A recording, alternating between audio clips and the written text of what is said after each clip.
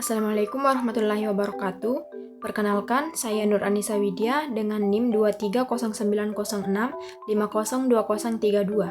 dari Program Studi Ekonomi Pembangunan, Fakultas Ekonomi Universitas Negeri Makassar. Saya akan membawakan materi kedudukan dan fungsi bahasa Indonesia. Kedudukan bahasa Indonesia. 1. Bahasa nasional. Bahasa Indonesia merupakan identitas nasional bangsa Indonesia. Alasannya ialah karena bahasa Indonesia merupakan suatu ciri yang dimiliki oleh Indonesia yang secara filosofis membedakan negara Indonesia dengan negara lain. 2. Bahasa negara.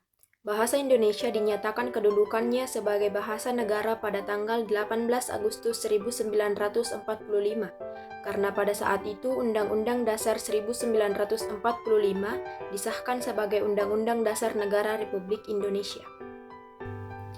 Fungsi bahasa Indonesia. Bahasa Indonesia sebagai bahasa nasional memiliki beberapa fungsi, antara lain 1. Bahasa Indonesia sebagai lambang kebanggaan nasional. Bahasa Indonesia selaku lambang kebanggaan nasional memiliki nilai-nilai luhur dan sosial. Nilai-nilai ini pula yang dijadikan cermin bangsa, sehingga semestinya warga Indonesia bersedia menjunjung tinggi dan mempertahankannya. 2. Bahasa Indonesia sebagai lambang identitas nasional. Menggunakan bahasa Indonesia baik dalam bentuk lisan maupun tulisan dapat dijadikan sebagai identitas, terutama saat berada di negara lain. 3. Bahasa Indonesia sebagai bahasa persatuan.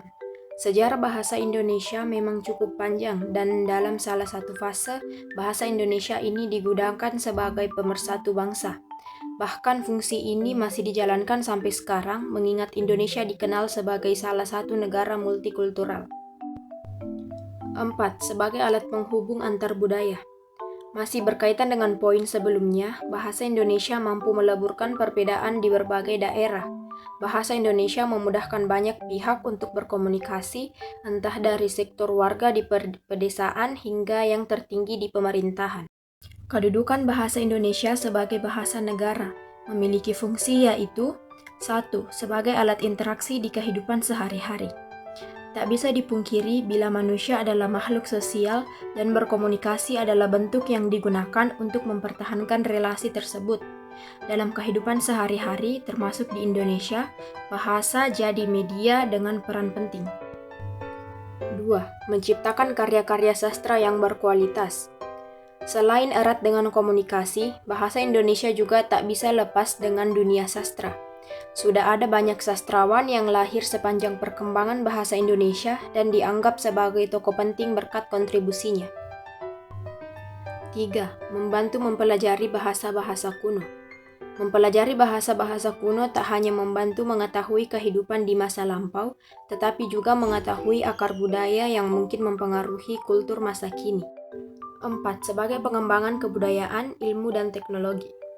Ilmu dan teknologi atau IPTEK adalah hal penting yang harus terus dikembangkan dan disampaikan.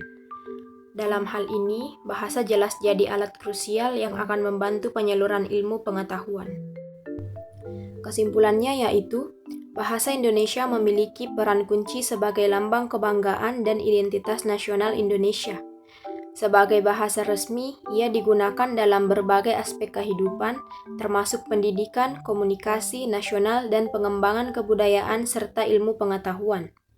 Sebagai alat persatuan, bahasa Indonesia memainkan peran penting dalam menyatukan masyarakat yang beragam budaya.